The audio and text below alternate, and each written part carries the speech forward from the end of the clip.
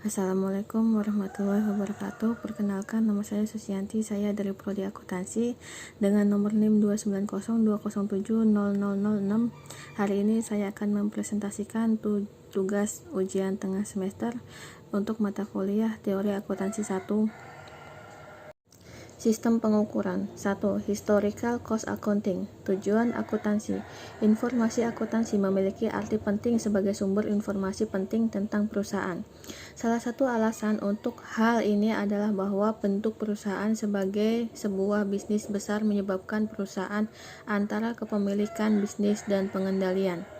Modal dan laba. Untuk menentukan historical cost laba, pertama-tama entitas harus mengendalikan jumlah modal atau aset dikurangi kewajiban yang dimiliki pada awal periode di mana semua aset dan kewajiban dinilai pada harga perolehannya.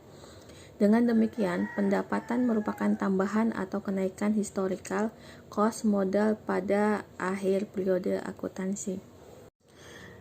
2. Konsep dasar historical cost revenue expense. 1. Matching of cost atau pencocokan biaya. Akuntan historical cost melacak aliran biaya sebagaimana perusahaan membeli barang dan jasa. Tugas akuntan adalah untuk menelusuri pergerakan biaya dan mencocokkannya dengan pendapatan yang diterima. Akuntan harus menentukan biaya telah habis dan oleh karena itu harus cocok dengan pendapatan dalam laporan laba rugi dan biaya yang belum berakhir, dan biaya tetap harus ditempatkan pada neraca sebagai residu atau aset tak tertandingi. Kedua, konservatisme. Komponen penting lainnya adalah penerapan prosedur pencocokan konservatif. Beban harus dialokasi sesegera mungkin, sedangkan pendapatan tidak boleh diakui sampai ada kemungkinan besar bahwa pendapatan benar-benar akan diterima. Penerapan prosedur tersebut berarti laba dihitung secara konservatif dan berarti bahwa aliran pendapatan yang potensial mengalir ke laporan laba rugi secara perlahan-lahan. 2. Current Cost Account. Tujuan akuntansi. Current Cost Accounting adalah sebuah sistem akuntansi di mana aset dinilai dengan harga beli pasar sekarang dan laba ditentukan berdasarkan current cost. Untuk menghitung ekspektasi secara akurat, manajer harus mengevaluasi kejadian dan keputusan masa lalu. Alat yang berguna dalam evaluasi ini adalah perbandingan data akuntansi pada periode tersebut dengan ekspektasi yang telah ditentukan pada periode tersebut. Jika ternyata perbandingannya menunjukkan hasil yang tidak akurat, maka ekspektasi kejadian sekarang harus diubah. Informasi akuntansi digunakan untuk dua tujuan. 1. Evaluasi oleh manajer. Evaluasi atas keputusan masa lalu dengan tujuan untuk membuat keputusan yang tepat di masa yang akan datang. Yang kedua, evaluasi atas manajer oleh shareholders, kreditor, dan pihak lain. Dukungan terhadap current cost. 1. Pemeliharaan modal atau capital maintenance. Sistem cost didasarkan pada konsep utuh entitas untuk mempertahankan kemampuan perusahaan untuk terus memberikan barang dan jasa dalam jumlah yang sama, atau kita sebut kemampuan operasinya. Yang kedua, evaluation principle non-monetary item. Item moneter dan non-moneter memiliki efek dan resiko yang berbeda selama inflasi. Item moneter adalah klaim atas dolar tertentu dalam jumlah yang tepat. Nilai yang diperoleh akan mengacu pada 1. Harga membeli pasar sekarang, atau kedua, indeks terkini di mana harga pasar tidak tersedia, dan ketiga, potensi pelayanan suatu barang yang identik atau sejenisnya untuk digantikan atau aset khusus. Yang ketiga, monetary item and loan capital. Aset moneter disajikan sesuai dengan harga beli awal dan menampilkan losses pada kekuatan pembelian. Kewajiban moneter dinilai sesuai dengan jumlah yang diharapkan dibayar dan menyediakan laba untuk perusahaan jika disimpan ketika mengalami kerugian akibat pembelian. Current cost operation system berdasarkan pada konsep entitas. Semua sumber daya jangka panjang dari keuangan, seperti loans, debitors, dan obligasi dianggap sebagai modal dari perusahaan. Gain dan losses dari modal pinjaman dihitung terutama untuk aset sejauh mana pemegang saham telah memperoleh manfaat dari entitas telah menggunakan modal pinjaman jangka panjang untuk membiayai operasi. Kritik terhadap current cost prinsip pengukuran.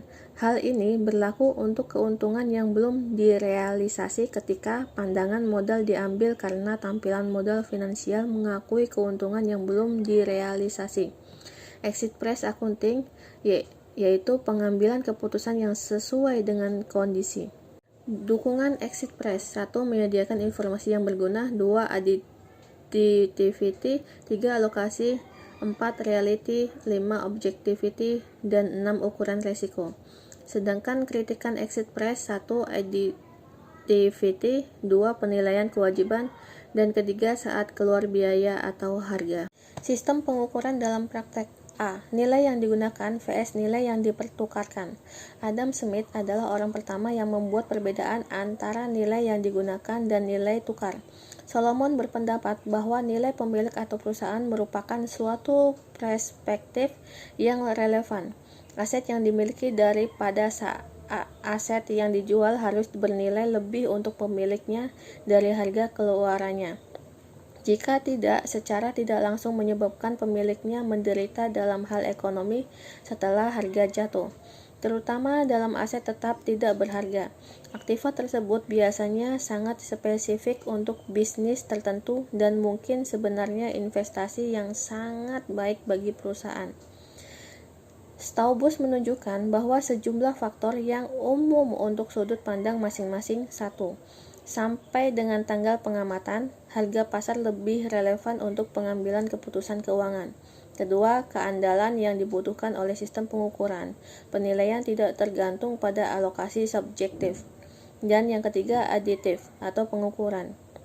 Disebut dalam satuan yang sama, disesuaikan dengan pergerakan inflasi. B. Penerapan historical cost. Biaya perolehan merupakan pandangan ontologis yang realistis untuk suatu perusahaan daripada harga pasar. Biaya pembelian terdiri dari harga pembelian, bea impor, dan pajak lainnya, transportasi, dan biaya lainnya secara langsung terkait dengan barang dan jasa. Biaya lainnya mencakup segala sesuatu yang timbul atau terkait untuk membawa persediaan ke lokasi. Biaya historis akuntansi yang menjadi dasar utama untuk mengukur persediaan yang diadakan pada tanggal pelaporan adalah biaya. Di sini hukum pajak penghasilan tidak memiliki relevansi dengan prinsip akuntansi yang berlaku umum. Namun dalam praktek dan demi kenyamanan, banyak perusahaan yang menerapkan prosedur yang sama untuk kedua hukum pajak dan pelaporan eksternal. Kesimpulan, sistem pengukuran modal dan laba. 1. Historical cost accounting. 2. Tidak mengakui perubahan harga. Dan ketiga, harga didasarkan pada transaksi dan kejadian yang sama. Tujuan akuntansi.